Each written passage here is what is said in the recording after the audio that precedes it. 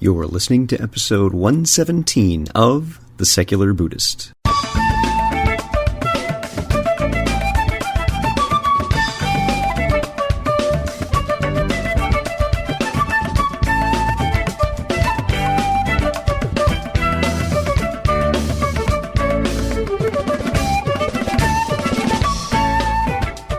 Welcome to The Secular Buddhist. I'm Ted Meissner. The Secular Buddhist is the official podcast of the Secular Buddhist Association, a grassroots-driven effort to answer the needs of secular teaching and practice for contemporary society. The podcast has interviews and roundtable discussions pertaining to engaged Buddhist training and practice, and the SBA website has show notes for each episode along with resource materials. Though the podcast focuses on core practice from a secular viewpoint, more traditional teachings are welcome and openly discussed. Rodrigo Rodriguez speaks with us about Shakuhachi music and his new album, Traditional and Modern Pieces Shakuhachi, in this bonus episode.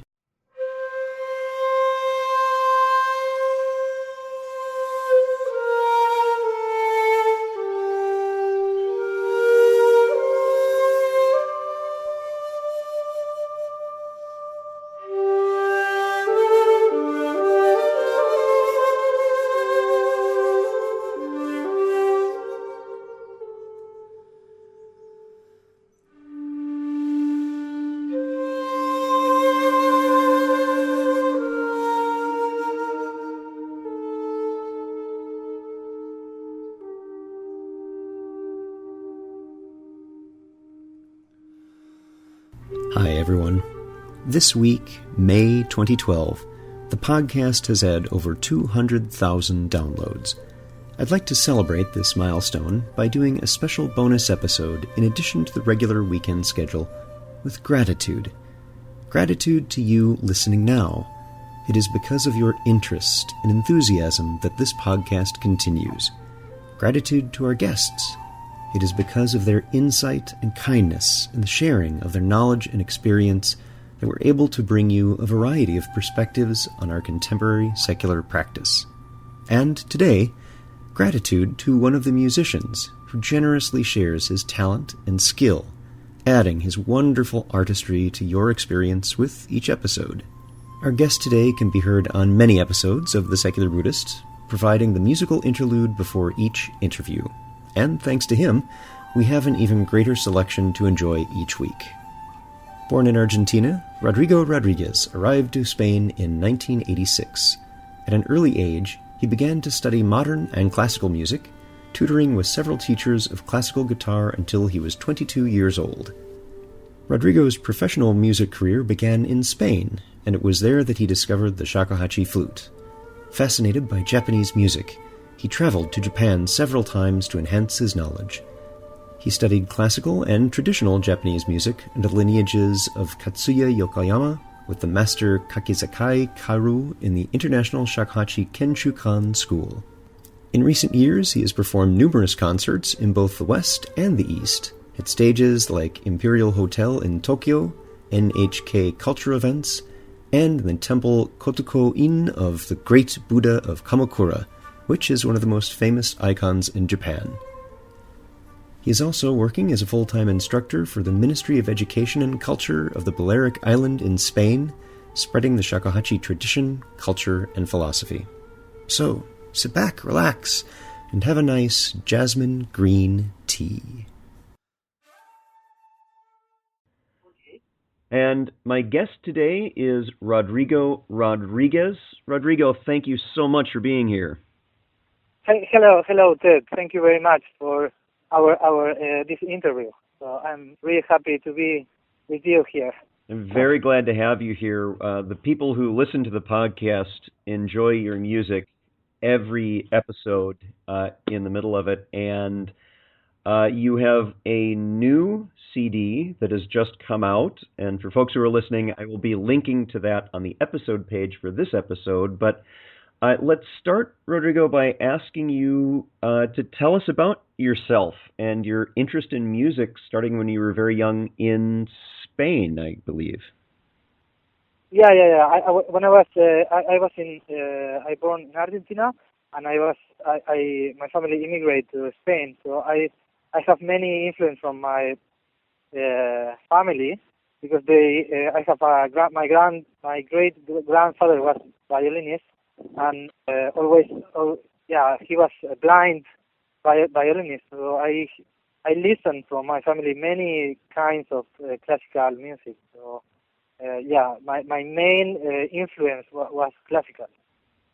And then as you were growing up, did you learn to play violin? Because I know you do play guitar as well and many other instruments before you ever Shakuhachi. My beginning with my studies was here in West. We don't have opportunity to to study Asian instruments, so I like it very much.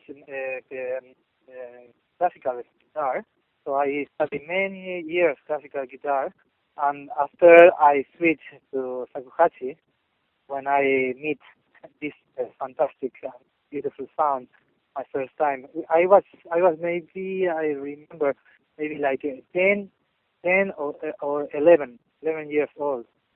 So you first encountered Shakuhachi when you were 10 or 11. That's correct. Yeah, 10 or 11. Yeah. Oh, tell us about that. That sounds interesting. Yeah, because in this period of my life, I have a very I don't know how to say this. I have a very hard change in my life. So I start to be vegetarian. I started to read a lot information about Buddhism. So in that moment, I found Kohachiro Sensei CD, and was my first meeting with the Shakuhachi. Who is the player of that Shakuhachi CD? Your first one. My teacher, my current teacher now, Kohachiro Miyata. Excellent. Yeah, he's my teacher now. So I became his student after many years of listening his music. So he's my second teacher and my teacher now. So my first teacher was Kakisakai Kauro from the Katsuya Yokoyama school. Now, what have you found? You're a very talented shakuhachi player, and I've listened to many over the years as a poor amateur myself, and you are very talented with the flute.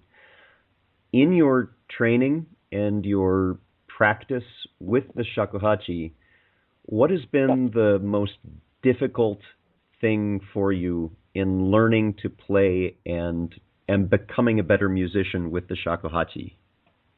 Wow, it's many as you know, the shakuhachi is a very difficult instrument to play.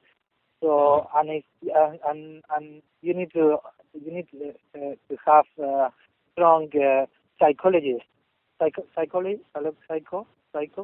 for keep performing and practicing every day. So I think the most difficult of shakuhachi is to have a everyday discipline. No? Similar thing to like Japanese Zen monks. They wake up 4 a.m. and they do meditation, and after they do samo, conscious work, and this discipline, daily discipline. So it's really similar to the discipline you need for to become a good player. So I think the most difficult is have the daily practice discipline.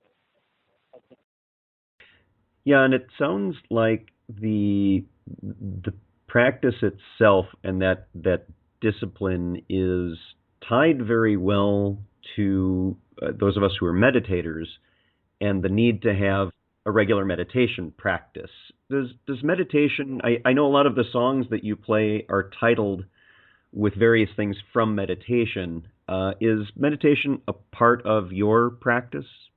I think making music is a way to connect it's not exactly like a Zen meditation, because Zen meditation you are in the dojo and you don't need to play instrument inside, so it's really different. But many kinds of meditation, like Sufi, they dance, they do Sufi dance, and I think for me, so we can do meditation, but our style meditation. No? It's not similar to any monastic or religious meditation. So you can connect with the universe. You can connect with yourself through music.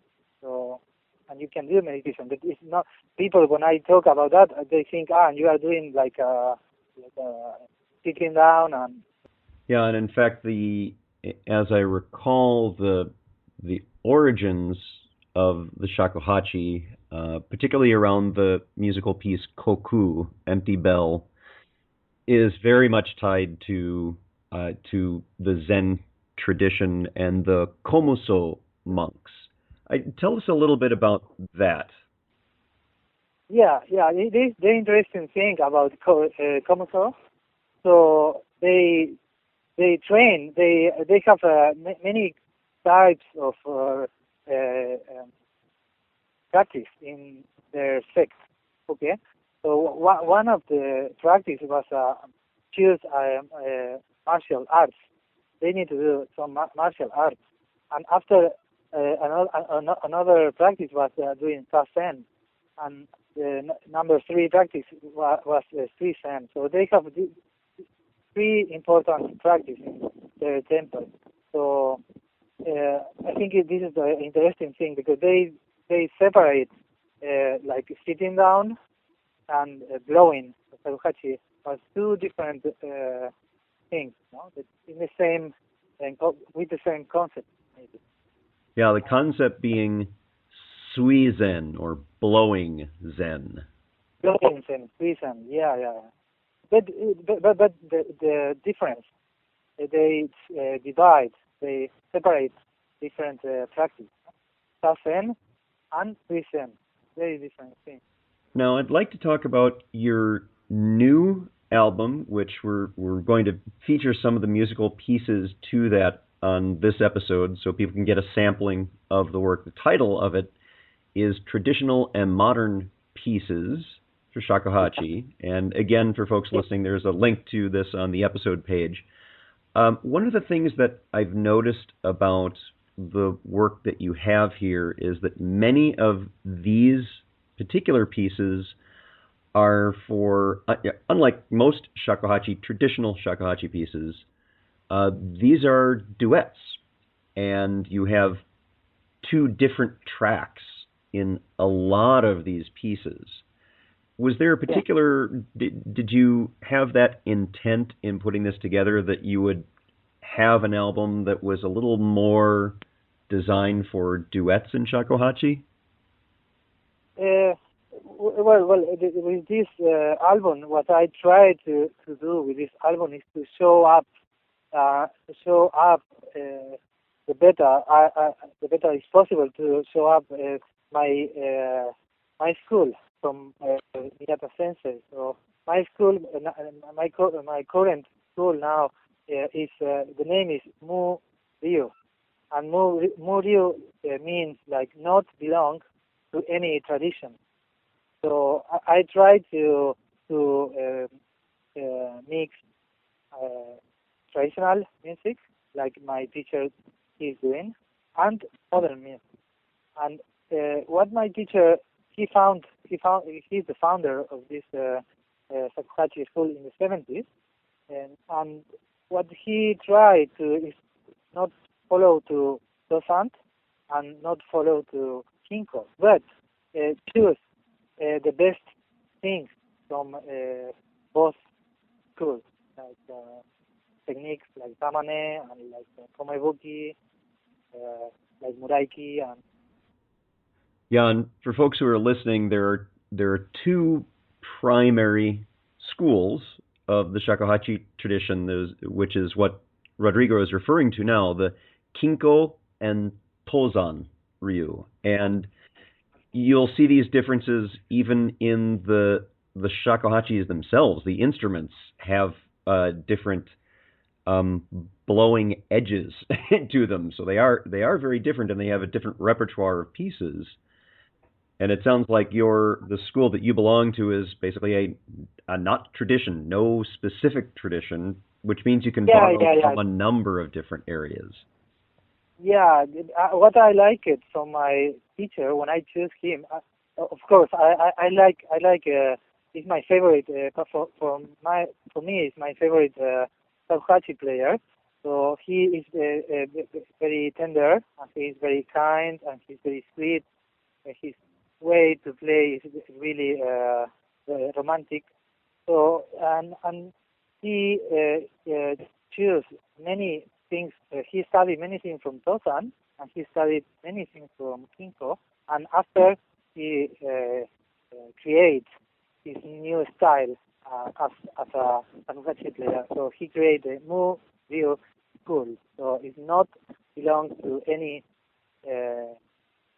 school, traditional school. Or he the last time I talked with him about this, he explained me like he tried to do like beyond Tosan and King tradition.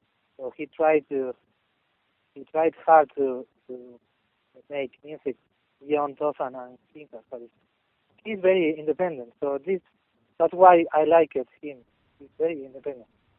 It shows very well in the pieces that you've selected for this. You do have a nice mix of some of the very traditional pieces, like Honcharabe, which is one of the first pieces one learns when picking up the shakuhachi, and one of the more difficult and my favorite piece, Shika no Tone, is on this as well. Yeah, this is the main piece. My teacher, he emphasized a lot with this piece. We study many lessons with this piece. So he emphasized a lot with Shikano Tono. Shikano Tono is very important piece. It is. It's a wonderful piece. One of the things I'd like to do is listen for a moment to one of the songs that you have, which is called "The Bird of Happiness." And let's listen. Let's listen to that for a moment now.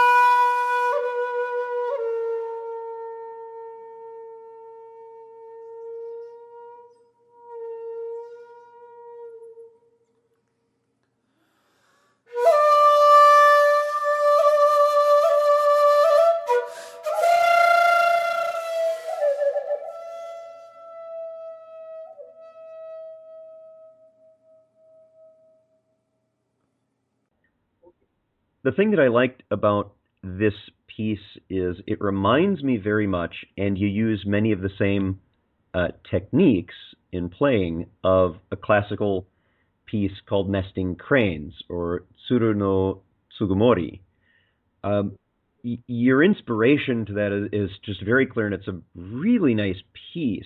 How much of it, when you're making one of these, that's a your own version, how much of that is improvisation as you're working on it? Yeah. Well, in this piece, uh, I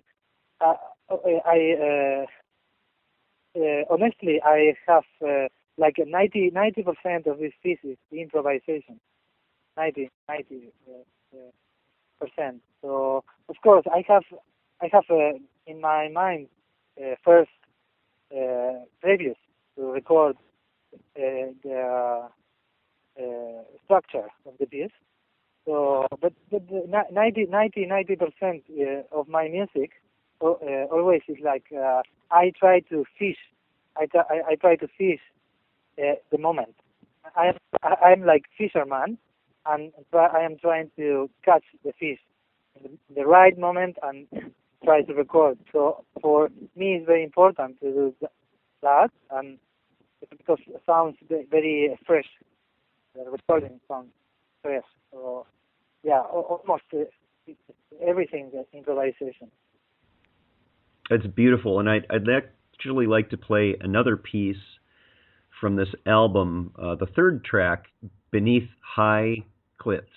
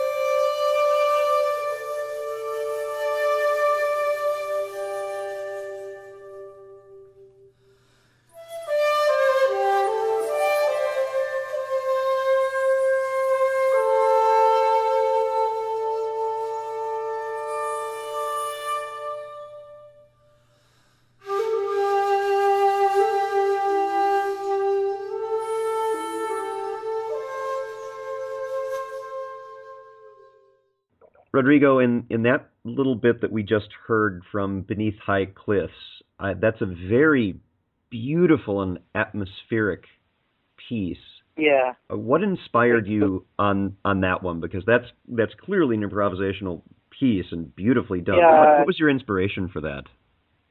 Yeah. This is one of my favorite songs because this also is a 100% improvisation in music, and we perform with my good friend Justin Sandil. He's a young Shakuhachi player of my age, and we have opportunity to record this music in my home studio recording. So and we before we record this song, we the only thing we knew is the scale. We set up the scale. So it's like Ritsu scale. This scale come from China, the Chinese scale. So and it's the only thing we knew before we record, and after we just record, and it's 100% improvisation. So that's why what I tried to explain before. I like to fish the moment, to catch the moment. I like that metaphor. That's beautiful. Fishing for the moment. It's wonderful. Yeah, fishing. Fishing for the moment. Yeah. Now, another piece that I'd like to play for just a moment, as I'd mentioned earlier, is Honshirabe, which is one of the first pieces that one tends to learn of the traditional set of shakuhachi pieces. Let's listen to that for a moment.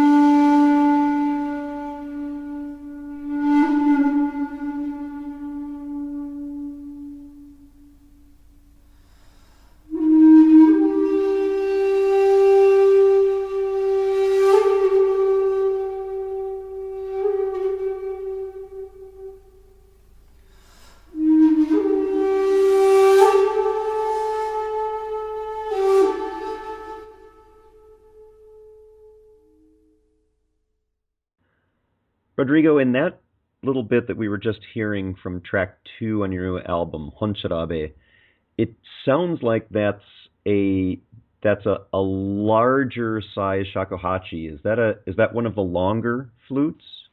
Yeah. This is one of the longer flutes. It's a 2.4 shakuhachi. 2.4? Okay. 2.4. There's, and this Shakuhachi is from Miura, the Shakuhachi maker of Katsuya Yokoyama. So yeah, I play this instrument for Honshirabe, and this Honshirabe is not from this the style of this piece I play in my CD. Is not from Katsuya Yokoyama school. This is one thing I like to explain. It is from Murio school. So it's the Honshirabe. This Honshirabe was composed by Kohachiro in the 70s. Now, do you, for those who are listening who are not as familiar with the shakuhachi, the very name shakuhachi is a reference to the length of the bamboo flute itself, which is 1.8 Japanese feet. Yes. And you were talking about a 2.4, which is a much larger flute. I also have a 2.4, and it has a nice, deep, rich resonance. But I found it's very difficult when one is used to playing a regular size shakuhachi 1.8. A 2.4, you're really reaching to cover those notes properly. What have you done to help learn that particular size of flute? Because it's an entirely different way of playing. Yeah, I think my recommendation always for practicing shakuhachi is to practice 10 minutes daily of raw buki. Raw buki means like only blowing one note, and it's raw. Raw is the lowest. Yep. The lowest note of the shakuhachi, and it's the most difficult note to make and for blow. But you need to cover all holes. So for playing efficiency, the longer, so it's good to blow raw buki as more you can. But that is very hard job because it's very tiring, and you need to have a strong psych discipline, like I explained before. So I think the point is you need to practice hard. Similar to Zen monk, he needs to practice. If he don't practice, he's not in the right road. Mm-hmm. Yeah, and that's part of the discipline and practice of the most basic techniques. And what you're talking about, roll, is a particular note that it's basically all of the holes covered on this pentatonic flute, and just being very fully aware of the sound and how your breath, even very slight variations in your breath, impacts that. Yeah, actually, from my first school, Katsuya Yokoyama school, is very, very important to play raw buki and to practice raw buki daily. And before lesson, we with the master we play 10 minutes raw, and after we start the lesson. And it's very important. But for Murio, Kohachiro Sensei school, is not important raw buki at all. It's not important. So it's really hard to understand. Each school have different disciplines. So my teacher Kohachiro, he say, no, don't blow raw buki. It's not important. But Katsuya Yokoyama, he say, yeah, it's very important. Yes, they have different views on that, and I was fortunate enough to have a class with Yokoyama Sensei prior to his death, and this was at the International Festival in Boulder, Colorado in 1998, and he gave a class, and he was very charming, very, very funny, and he did stress playing roll at least 10 minutes a day, and he had us playing it there. And one of the things that, for us Westerners, we're used to it, no, I just want to play the song and get on with it.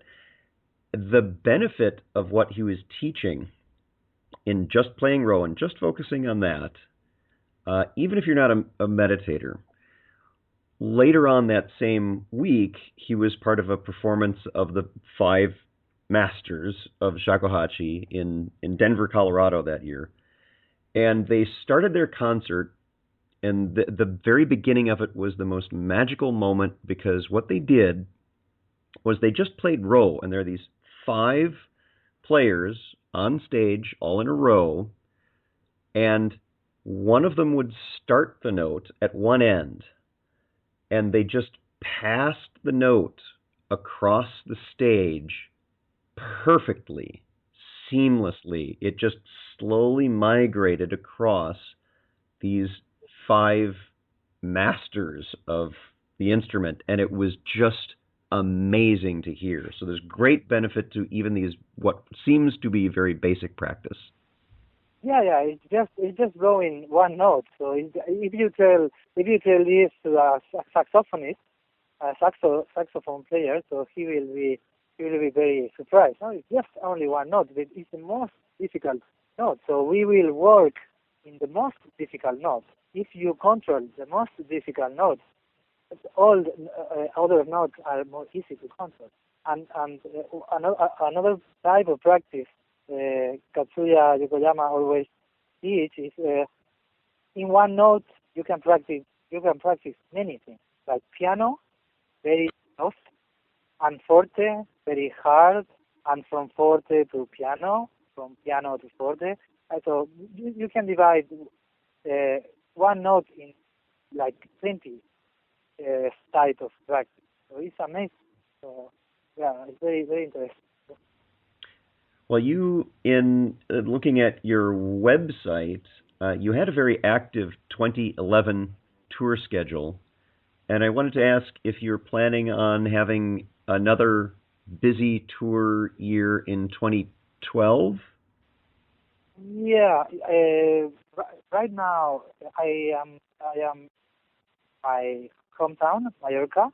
I came back from Japan in December, so I don't have plans right now because I have 2 important concerts here in Spain in one big theater in Palma, Mallorca, and in a foundation from one artist, Spanish artist.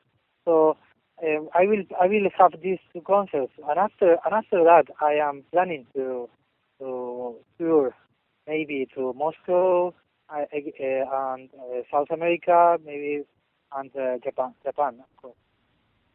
That's wonderful. Right I'm looking now, forward to hearing more about that. Yeah. I like to share my music with all people. So yeah. So, for folks who have been listening, our guest today has been Rodrigo Rodriguez. His website, for those who are interested in finding out more, is www.rodrigo-rodriguez.com. And that, of course, will be linked on the website for this episode. Rodrigo, thank you very much for speaking with us today, and especially for sharing your talent in playing the shakuhachi. Thank you very much. I'm really glad to have the opportunity to talk to you and to explain all these things and to share my music with the Americans. So, yeah, thank you very much. I'm very happy. Thank you.